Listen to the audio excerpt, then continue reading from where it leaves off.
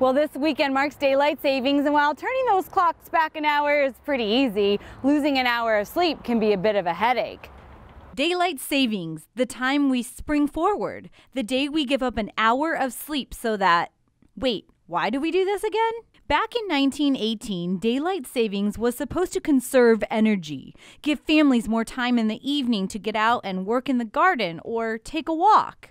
Right. Well, that's not how it has worked out. Gas consumption actually goes up, and study after study has found that when you take away our sleep, things get ugly. Blame it on sleep deprivation, and while our internal clocks are trying to adjust, watch out. When we are sleepy, we tend to make more mistakes, and research has found that losing that hour of sleep results in more traffic accidents and workplace injuries. Stock traders make more bad deals just after the time change. One recent study even found that the Monday following daylight savings, judges tend to hand down harsher penalties, sentences that are on average 5% longer. If that's not bad enough, analysts say heart attacks and strokes tend to spike the day after the time change.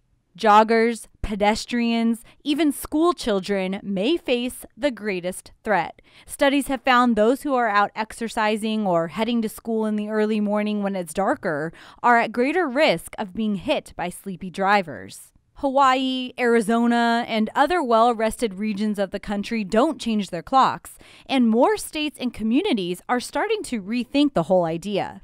But for some, having that extra time in the evening works out great. And who likes daylight savings?